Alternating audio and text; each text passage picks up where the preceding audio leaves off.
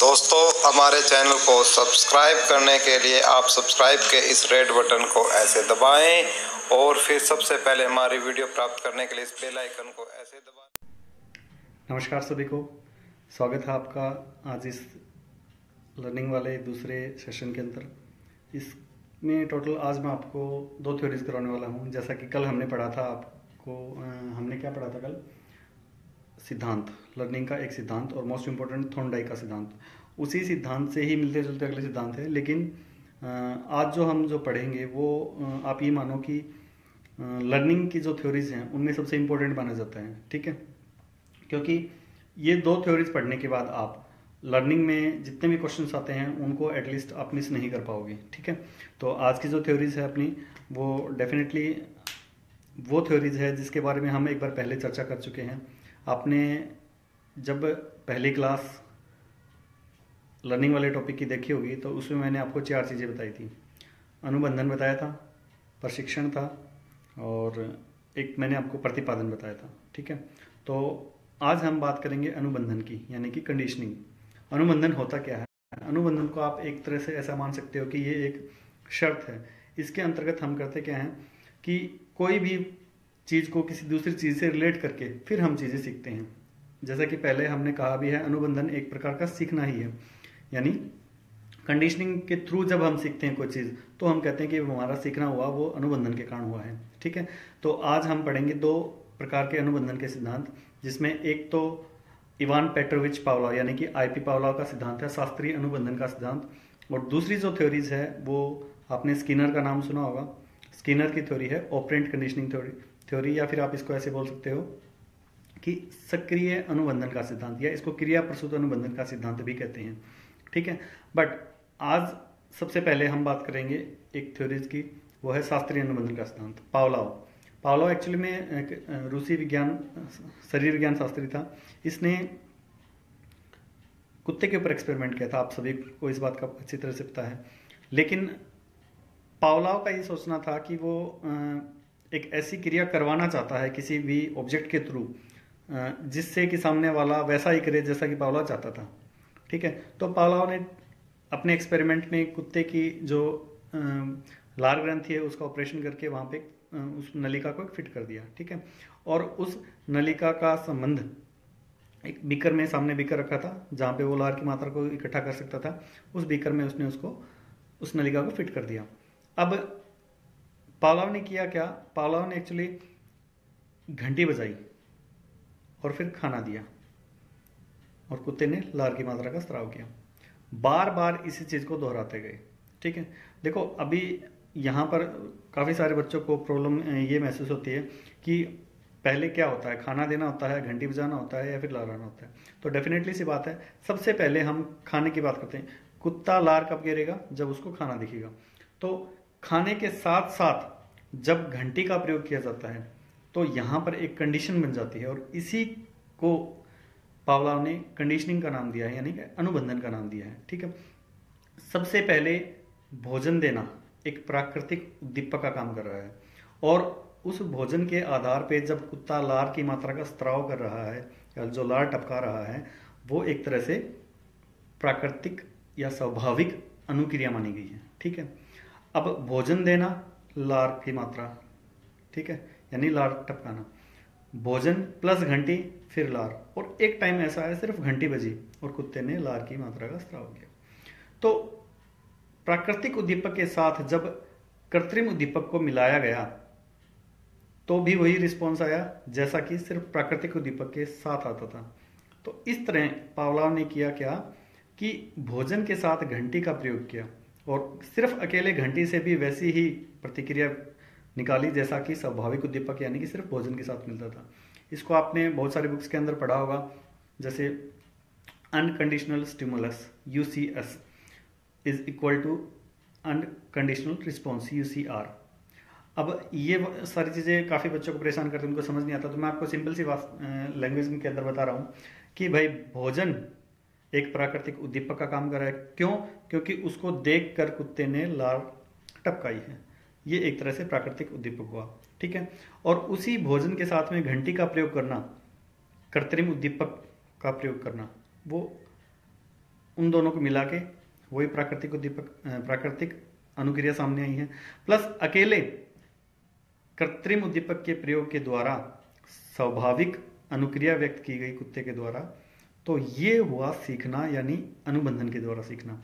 ये वैसे तो शिक्षण का सबसे निम्नतम स्तर अनुबंधन को ही माना जाता है, लेकिन शिक्षा जगत में स्पेशली क्लासरूम के अंतर्गत हम इन सिद्धांतों को बिल्कुल अपनाते भी हैं। काफ़ी सारी चीज़ें ऐसी होती हैं जो टीचर्स होते हैं वो करते हैं, लेकिन उनको पता नहीं होता कि ये चीज़ें जो कि वो कर रहे हैं वो किस थ्योरी के ऊपर बेस्ड है। ठीक है, तो आज हम स्पेशली इसी के बारे में चर्चा करने वाले हैं। इसके कुछ नाम हैं, 7-8 नाम, वो आप लोग लिख लीजिएगा। मैं अभी आपको ब्लैक बोर्ड दिखाऊंगा, ये मार्कर बोर्ड दिखाता हूँ, इसमें आपको पता चलेगा कि कौन कौन से इसके नाम रखे गए हैं।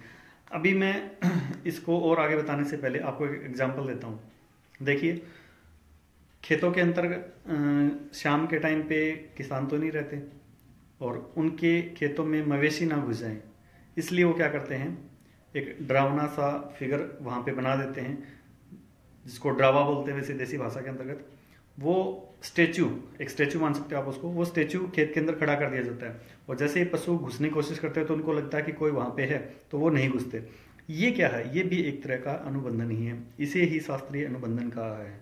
ठीक है, तो आप इसको बिल्कुल क्लियरली समझ सकते हैं कि शास्त्रीय अनुबंधन या पुरातन अनुबंधन इसी के नाम है, क्लासिकल कंडीशनिंग थ्योरी भी इसी का नाम है। ठीक है, और संबंध प्रत्यावर्तन का सिद्धांत भी इसी को कहा गया है।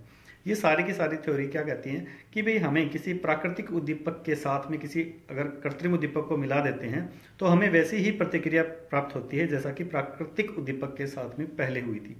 ठीक है, तो इसको ज़्यादा टिपिकली लेने की जरूरत नहीं है, आपको सिर्फ यही पढ़ना है कि जो पावला था, इस पावला ने जो अपना जो सिद्धांत दिया है अनुबंधन का, वो किसके ऊपर बेस्ड था। मैं इसको क्लियरली ऐसे कह सकता हूँ कि पूरा का पूरा उद्दीपक केंद्रित है, यानी इसको एस टाइप कंडीशनिंग भी बोलते हैं। ठीक है, क्यों? क्योंकि उद्दीपक के बिना हम कोई प्रतिक्रिया व्यक्त कर ही नहीं सकते, ये पावलाव ने कहा है। ठीक है, इसके विपरीत जो दूसरी जो थ्योरी है वो स्किनर ने दी थी। स्किनर ने ये कहा भाई सारी चीजें ठीक हैं, बट जरूरी नहीं हम किसी उद्दीपक को देखकर ही अनुक्रिया व्यक्त करें या फिर उद्दीपक के कारण ही हम कोई प्रतिक्रिया व्यक्त करें, हम बिना किसी उद्दीपक के भी प्रतिक्रियाएं कर सकते हैं। अब बिना किसी उद्दीपक के जब स्किनर ने कहा तो इसका क्लियर एक ही तरफ इशारा था, वो ये था कि हम इसको आर टाइप कंडीशनिंग का नाम दें, यानी कि रिस्पॉन्स टाइप कंडीशनिंग। तो दोनों में अगर आप डिफरेंस देखोगे तो जो पावलाव की जो थ्योरी है वो क्लियरली ये कह रही है कि एक उद्दीपक होना ही चाहिए, जबकि स्किनर की जो थ्योरी है वो ये कह रही है कि जरूरी नहीं कि कोई उद्दीपक हो, हमारे पास पहले करने के लिए कोई क्रिया होनी चाहिए, यानी कोई रिस्पॉन्स पहले होना चाहिए। तो एक एस टाइप कंडीशनिंग है और एक आर टाइप कंडीशनिंग है। ठीक है, जो कंडीशनिंग की जो दूसरी जो थ्योरी मैंने स्किनर का नाम दिया है, ये थ्योरी कंप्लीटली आपने थॉर्नडाइक का जो सिद्धांत पढ़ा था उसमें एक प्रभाव का नियम था, वो प्रभाव के नियम पर आधारित है स्किनर की थ्योरी, आपको ये ध्यान रखना है। ठीक है, तो दोनों थ्योरीज के अंदर अगर मैं कॉन्ट्रेरी डिफरेंस करना चाहूं तो आप इसको ऐसे बोल सकते हैं कि एक जो अनुबंधन का सिद्धांत था वो पहले वाला जो अनुबंधन सिद्धांत है या फिर जिसको आपने पावलाव का बोला था, वो पूर्ण रूप से किसी ना किसी ऑब्जेक्ट को आधार मानकर ही चलता है। ठीक है, यानी भाई अगर हमें कंडीशनिंग यहाँ पे पैदा करनी है तो हमारे सामने कोई चीज होनी चाहिए, फाइन। जबकि स्किनर ये कहता है कि पहले आप क्रियाएं तो करो कोई, जब तक आप क्रिया नहीं करोगे तब तक आपको क्या स्टिमुलस मिलेगा। अब यहाँ पर बाद में स्टिमुलस नहीं, बल्कि इसमें थोड़ा सा डिफरेंस ये है कि बाद में आपको कुछ न कुछ परबलक के रूप में मिलेगा, वो परबलक जो है वो आपके रिस्पॉन्स को बढ़ाता है। तो स्किनर ने इसी चीज पे जोर दिया है, जो रिस्पॉन्स है वो रिस्पॉन्स पहले आए और उसके बाद में आपको कुछ ना कुछ दिया जाएगा। ठीक है, दोनों ने अलग अलग तरह के अपने एग्जाम्पल सेट किए हैं। एक ने ये कहा है कि भाई जैसे इन्होंने पावलाव ने कुत्ते के ऊपर जो एक्सपेरिमेंट किया है, इसके अलावा जो स्किनर था, स्किनर ने ये कहा कि भाई एक कबूतर के ऊपर उन्होंने एक्सपेरिमेंट किया, एक चूहे के ऊपर भी उन्होंने एक्सपेरिमेंट किया। चूहे और कबूतर वाले एक्सपेरिमेंट में पहले उनसे क्रियाएं करवाई और जैसे ही वो क्रियाएं उन्होंने की, वो भी वांछित अनुक्रिया। देखो आपको ध्यान रखना है, क्रियाएं करना अलग बात है, लेकिन दो तरह की क्रिया होती है। एक तो वो क्रिया, मान लो जैसे मुझे किसी बच्चे के व्यवहार को परिवर्तित करना है। अब बच्चा जो व्यवहार शो कर रहा है वो अपने आधार पे करेगा और मैं उससे जो शो करवाना चाह रहा हूँ वो मैं मेरे आधार पे करवाऊंगा। तो बच्चे को जब मैं अपने आधार पे मोल्ड करना चाहता हूँ, मेरे अकॉर्डिंग चेंज करना चाह रहा हूँ, तो वो जो रिस्पॉन्स होगा उस बच्चे का, वो मेरा एक तरह से स्किनर की इस थ्योरी के ऊपर बेस्ड होगा। ठीक है, लेकिन जब मैं किसी उद्दीपक की सहायता से उस बच्चे के व्यवहार को बदल रहा हूँ, यानी उद्दीपक कंटिन्यू दे रहा हूँ, या जैसे मान लो मेरे पास कुछ चीजें हैं, मैं बच्चे को कहता हूँ बेटा देखो मेरे पास ये टॉफी है, आपको ये काम करना पड़ेगा। ठीक है, अब बच्चे ने उस टॉफी को देखकर वो काम किया, तो ये शास्त्रीय निबंधन हुआ। और मैं कहता हूँ बेटा आप पहले से फटाफट ये काम करो, फिर मैं आपको मार्केट में घुमाने लेके जाऊंगा, कुछ चीजें दिलवा के लेके आऊंगा। तो बच्चा इस चीज को ध्यान में रख रहा है वैसे तो, लेकिन पहले वो क्रियाएं करता है। अब उसने सही क्रियाएं की हैं, यानी उसने वो काम किया जो मैंने उसको बताया था, अगर वो सही तरीके से उसको कर लेता है तो फिर मैं उसको लेके जाता हूँ। और जैसे मैं मान लो, इसमें एक चीज आपको ध्यान रखनी है कि अगर आपने उस बच्चे को ये कहा है कि आपको ये काम पहले करना पड़ेगा फिर मैं आपको लेके चलूंगा, आपने उससे काम करवा लिया और फिर आप उसको कहीं बाहर लेके नहीं गए, तो उसने जो काम किया है उसकी आगे बढ़ने की जो संभावना है वो कम होती जाएगी। इसका मतलब ये है कि तुरंत आपको पुनर्बलन वहां पे उसको देना पड़ेगा स्किनर की थ्योरी के अकॉर्डिंग। फाइन, तो ये जो दोनों थ्योरीज हैं इनको आप एक साथ भी पढ़ सकते हैं और इनको आप अलग अलग भी पढ़ सकते हैं। बट डिस्कस अगर मैं इनको करूं, कंपैरेटिव एनालिसिस अगर मैं इनका करता हूं, तो अल्टीमेटली बस आपको एक ही चीज बिल्कुल ध्यान में रखनी है कि दोनों में कंडीशनिंग हुई है, एक क्लासिकल कंडीशनिंग है और एक ऑपरेंट कंडीशनिंग है। स्किनर ये कहता है कि भाई सक्रिय व्यवहार, स्किनर ने शब्द की यूज किया है सक्रिय व्यवहार, यानी एक्टिव बिहेवियर। और एक्टिव का मतलब है भाई क्रियाएं करो, यानी रिस्पॉन्सेज पहले आने चाहिए। जबकि जो आपका पावलाव है, पावलाव ने ये कहा कि उद्दीपक आपके सामने रखा गया है, उस उद्दीपक से मैं उसकी प्राकृतिक क्रियाओं को अटैच कर देता हूं, तो जो आंसर मुझे मिला वो कहलाएगा आपका कंप्लीटली एक तरह से क्लासिकल कंडीशनिंग थ्योरी। ठीक है, तो ये दो थ्योरीज हैं जो मैं आपको डिस्कस करवाना चाह रहा था, बट मैं आज आपका ज्यादा टाइम तो नहीं वेस्ट करूंगा, बट फिर भी मैं चाहता हूं मैं आपको एक बार ब्लैक बोर्ड दिखा दूं, ये व्हाइट बोर्ड दिखा देता हूं, इसमें आपको पता चलेगा कि आपको इनके कौन कौन से नाम याद रखने हैं। मैं अभी इनको एक्सप्लेन भी करवा देता हूं। पहली जो थ्योरी है वो 1904 में दी गई, किसके द्वारा?